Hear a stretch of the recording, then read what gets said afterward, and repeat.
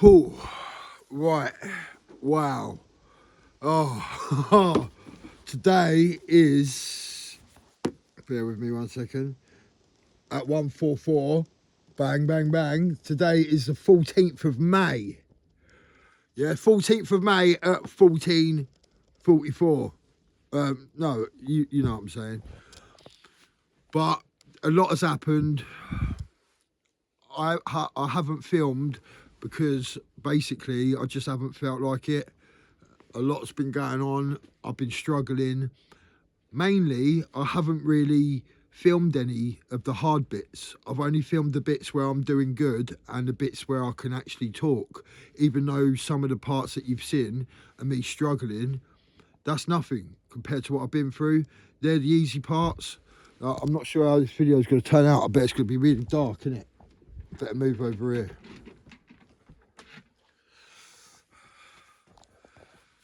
Yeah, right. Sorry if I'm all over the place. I've just got so much that I need to say and I'm not sure where to start. So I think the last time that I filmed, I was in there with my phone on here and I was struggling a bit. I was dabbling again. I was like still in withdrawals. I am slightly in withdrawals now, but it's so small that and I'm so used to it, I can deal with it. Yeah, but right. So I messed up. Mate. At the end of taking all them diazepam, on the last day of taking them, my brain was still craving that same hit, that same buzz. So I ended up drinking alcohol. If I drink alcohol and I have diazepam, I'm getting arrested. Every time I've done that, I've got arrested. So I got arrested, basically. I went out off my nut. Well, this is how it started, yeah? So because I'm doing well and everything, I want to inspire other people, but I've had a big realisation that it's actually not helping them by doing that. You're doing something wrong. If someone's not ready to change and you're trying to force change on them, it's not going to happen, mate. It just ain't going to happen. So I don't know why I did it. I know that. But because I was out my head, I just weren't thinking clearly, mate. I weren't thinking at all. I was just on autopilot, mate. And I didn't know what I was doing. I was just in defence mode. And because when I feel vulnerable like that, because I feel so out my nut and I don't know what's going on, and that's when I've been attacked in the past, yeah, when I've been so out my face that I can't do nothing, I feel vulnerable. So I go in defence mode and I'm just defensive with everyone. So I ended up going round to see my brother, and he's going through something at the minute, my brother-in-law. So I tried to help him and that, and he just didn't want to know. And normally I would just, if they're shitty with me, I'll just go in that. But obviously I didn't then. I spoke my mind. And then my mum phoned me, Brad, what you doing? You're hurting yourself by doing this, not taking your medication. And they just see it through a limited perspective. Like they see it as like I'm harming myself because like I got arrested, or I'm telling other people about themselves and all of that. Yeah, like because I love them and I want them to feel the way that I feel, and I want them to have that special thing in their lives like I've got. I want that for them. But I did it in the completely wrong way. And then obviously because I was wound up from that, I don't know what happened. I can't really remember much of it. But I was obviously out trying to pick fights. Picked a fight with the biggest bouncer there is, like a big bodybuilder. My brother give me a whack, give me a big black eye. I've still got a bust lip. It's not healed properly yet inside. My nose is still a bit bruised. I think that was from the bouncer. I think he palmed me in the face. I can't even talk properly today, mate, for some reason. I can't get all my words out because there's so much. Just so much has happened, and I was thinking about filming this video and I've been putting it off because there's so much to go through, and I haven't even posted all the other videos or nothing. I'm just waiting, mate, till I'm ready to do it. So yeah, that happened. I got arrested outside the pub for threatening the bouncer, he didn't press charges, bless him, mate. But when I was in the police station, I don't know why, mate, because I don't even know what I was doing. I was eating an all-day breakfast, which is the worst thing that a vegetarian can eat. Like, I don't eat meat because meat puts me off of food. I just feel like all the veins in it and all that. It's just the thought of it, yeah? So I'm eating the most processed, horrible meat possible in the police station. Standing there eating this eating 2 all-day breakfasts. They got me another one, and I threw it at the wall. And some of it went on the police officers, so I got nicked for 2 assaults on police officers. I didn't throw it at them. I threw it at the wall. Do you know what I mean? I didn't throw it at them, mate. And because I got a suspended sentence that ends next month, I've breached it. So I've breached my suspended sentence. So I could be going back to jail for 2 years. On the 19th of August. But I've got a good feeling. I didn't throw it at them. Surely they're just going to bang me up for that. But in the past they have. So I just don't know. I don't know what to do. I've had all these thoughts about running away with Loki because of he won't make it if I go in there. He ain't going to be alive in 2 years if I go to jail for 2 years. He's 12 now. So, yeah, I've just had all that to deal with. And I went to London for that trial. And I'll speak about all this in a different video because there's just so much to catch up on. But I did go to London for the trial. I was withdrawing the day that I went. I don't know how I did it. It was the worst journey ever. But it threw me in at such a deep end that everything else seems easier now. I was around so many people, close proximity. I was sweating, I was stinking. Like I done coke a couple of nights before. I think it was crack. Yeah, it was crack and coke. Sniff lines and smoked some crack and did a pill like about 4 days before I went to London. So then I was well withdrawing, mate, and all of that was coming out my system. And I just stunk, mate, of BO. And I don't normally smell, mate. I think I've said that in videos before. But, mate, I was stinking like proper beef and onion. It was so uncomfortable, mate, being on the train and girls talking to me. But then I could tell they could smell. Oh, it was just horrible. It's horrible. But at the same time, it made me grow. Better check this is still recording. Yeah, it made me grow, man. So everything happens for a reason. And as well, I'm going to get into this in another video because it's too much to put into this one. I'll be talking for about an hour and I ain't got the storage. So, yeah, Loki had to go somewhere and I had to deal with someone that I ain't dealt with for a long time. And it showed me a few things about myself, about where some of my insecurities come from and why I am the way I am, why I think certain ways and that. Just made me realise. So, to cut a long story short with all of this, yeah, I fell out of my family big time. I just went, do you know what? Blah, blah, blah, blah, blah, blah, blah. This is what I think of you. But there is a lot of merit to what I was saying, but I said it in completely the wrong way, in a hateful, aggressive way. So I added hurtful things to it. Do you know what I mean? I can be like that when I've had a drink and when I'm just out my nut and I don't know what I'm doing. It all just comes out. Everyone, whoever's around me gets it, mate. I don't mean to. It's not me, mate. It's a chemical imbalance. It's not me. It's a altered version of me, like, and the things that I've experienced and gone through, and my protective mechanisms and my defences. That's why I act like that, because I'm just like, don't come near me, mate. You come near me and it's on. You know what I mean? I keep people away, but I do it. It's completely wrong. I'm not trying to justify it because I know that I act like a complete idiot when I'm like that. there's a lot of merit to what I say, but I say it in the wrong way, where they take it the wrong way and they don't understand. Or maybe they do. I don't think my family are talking at the minute. Because I told them they're all talking about each other. They're all lying about each other. And I just see through false stuff now.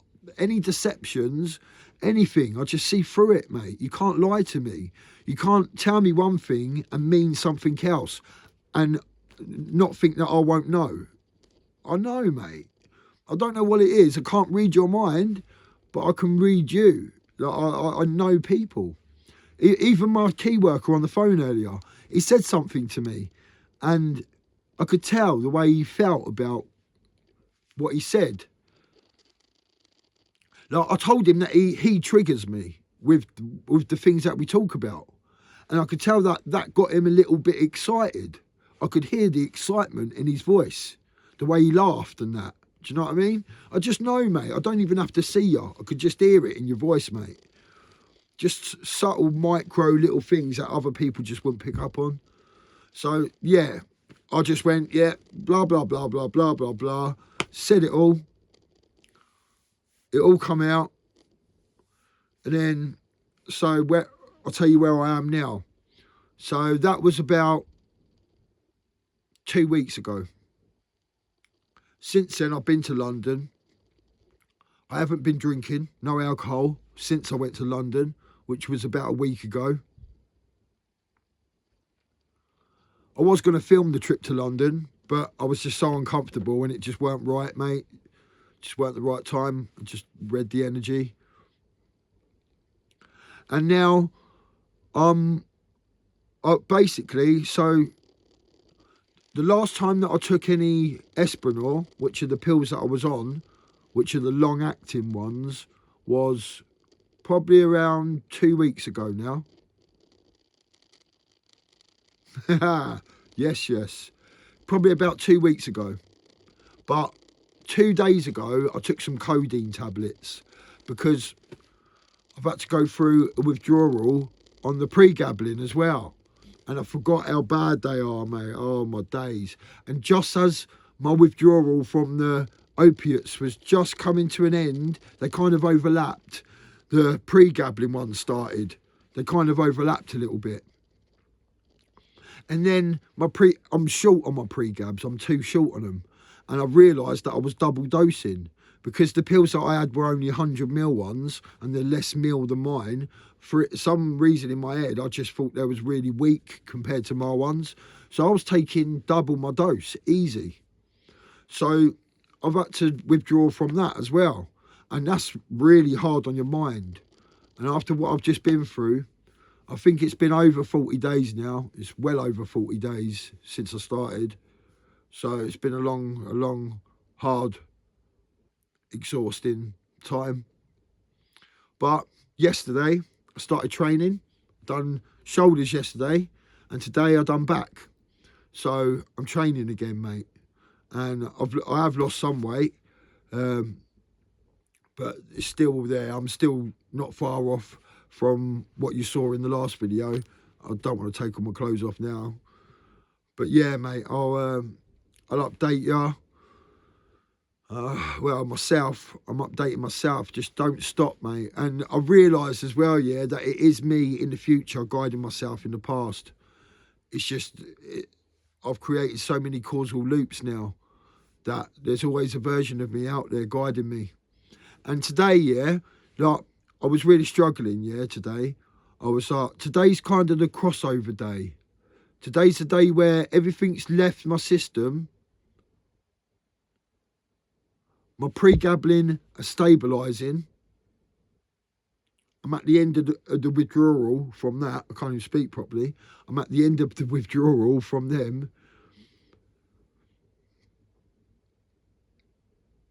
And yesterday I started feeling good. Today has been challenging. This morning was hard. As I looked at the timer then, it was 14:44 again. 14:44, mate, on the timer. Check on the video if you want. You're going to see a lot of that if you're watching my videos. Loads of it, loads of evidence. And today I was feeling good, yeah, and I'm really broke. I'm skint, mate. I've run out of weed as well. So I haven't had no weed today, apart from a couple of butts that I smoked, that I rolled up and smoked.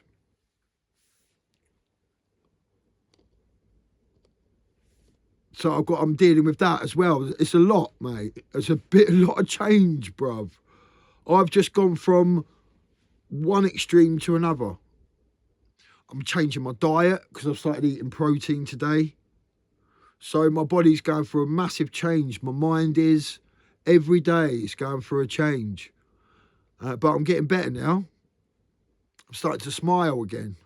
I'm starting to feel good about just being alive again. Mate, I'm not going to say I did it yet, because I keep doing that. I keep going, it's over. Did it. And then I'm back in it again. So I'm not even going to say that. I'm just getting there. I'm just doing it, you know. I feel like my spark has come back. The divinity in me is back. I felt it today and yesterday. An overwhelming sense of love and that I got yesterday, which was nice. And today, yeah, I'm skint, I'm broke.